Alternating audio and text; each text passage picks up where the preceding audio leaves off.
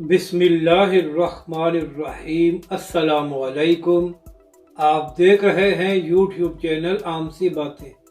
PTI ने अल्लामा साद हुसैन रिजवी से मदद मांग ली और तहरीक लब्बैक का जवाब, जबकि दूसरी जानब अल्लामा साद हुसैन रिजवी का एक और दबंग इंटरव्यू। इस वीडियो में हम इसी के मुतालिक बात करेंगे।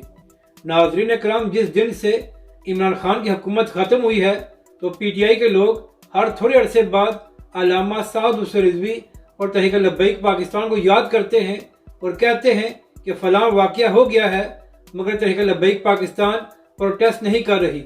और इसके साथ साथ ये भी मुतालबा किया जाता है कि अल्लामा साद हुसैन रिजवी ने इमरान खान की हुकूमत में तो धरने दिए हैं, मगर क्या वजह है कि मौजूदा हुकूमत के दौर में अल्लामा साद हुसैन रिजवी कोई धरना या लॉन्ग मार्च नहीं कर रहे। नाज़रीन कराम, असल मामला यह है कि पिछले 7 महीनों में इमरान खान साहब 2 बार ये कोशिश कर चुके हैं कि वह इस्लामाबाद में धरना दें, मगर दोनों बार इमरान खान साहब को बहुत बड़ी नाकामी हुई है और पीटीआई के लोग बाहर नहीं आए थे, जिसकी वजह से इमरान खान साहब धरना नहीं दे सके। तो इसके बाद यह बात तो साबित हो गई है कि अब पीटीआई और इमरान खान साहब धरना देने के काबिल नहीं है। तो लिहाजा अब इनकी नज़रें तहरीक लब्बैक पाकिस्तान और अल्लामा साद हुसैन रिजवी पर हैं कि तहरीक लब्बैक पाकिस्तान किसी मामले पर सरकुन पर आए जिसकी वजह से हालात ख़राब हों और इसका सियासी फ़ायदा इमरान खान साहब और पीटीआई उठा सके। तो नाज़रीन करम, आप जानते हैं कि कल अल्लामा साद हुसैन रिजवी ने प्रेस कॉन्फ्रेंस करते हुए हुकूमत को 72 घंटों का अल्टीमेटम दिया है कि जो पेट्रोल और डीजल की कीमतों में इजाफा किया गया है इसे वापस लिया जाए, वरना तहरीक लब्बैक पाकिस्तान 72 घंटों बाद कोई बड़ा ऐलान करेगी।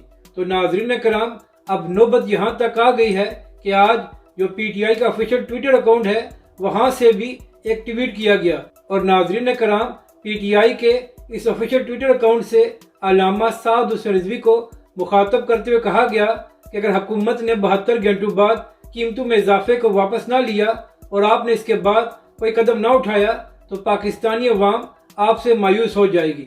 यानी कि नाज़रीन कराम, आप अंदाज़ा लगा लें कि पीटीआई का ऑफिशियल ट्विटर अकाउंट अल्लामा साद हुसैन रिजवी से कह रहा है कि आप महंगाई के खिलाफ प्रोटेस्ट करें। इनकी अपनी हिम्मत नहीं होती कि इमरान खान साहब से मुतालबा करें कि आप खुद को पाकिस्तान का सबसे बड़ा लीडर कहते हैं, मगर क्या वजह है कि जिस वक्त पाकिस्तान में बदतरीन महंगाई है और आप जमान पार्क में छुप कर बैठे हुए हैं। नाज़रीन कराम, इसके बाद तहरीक लब्बैक के कारकुन ने सोशल मीडिया पर पीटीआई का मजाक बनाया कि अब ये लोग अल्लामा साद हुसैन रिजवी की मिन्नतें कर रहे हैं कि आप प्रोटेस्ट करें। तो जब तहरीक लब्बैक पाकिस्तान के लोगों ने पीटीआई का मजाक बनाया तो उसके बाद तहरीक इंसाफ के ऑफिशियल ट्विटर अकाउंट ने इस ट्वीट को डिलीट कर दिया। जबकि दूसरी जानब नाज़रीन कराम, आज अल्लामा साद हुसैन रिजवी ने एक बार फिर दबंग इंटरव्यू दिया है। तहरीक लब्बैक के सरबराह ने बात करते हुए कहा कि अगर हुकूमत ने 72 घंटों बाद इन कीमतों को वापस ना लिया तो तहरीक लब्बैक पाकिस्तान कोई भी ऐलान कर सकती है और हमारे सामने तमाम ऑप्शन मौजूद हैं। तहरीक लब्बैक के सरबराह ने कहा कि ये हुक्मरान अपनी अयाशियाँ ख़त्म नहीं करते और सारा बोझ पाकिस्तानी अवाम पर डाल देते हैं। तहरीक लब्बैक के सरबराह ने कहा कि IMF से कर्जे लेने का क्या फ़ायदा अगर सारा बोझ पाकिस्तानी अवाम पर डालना है।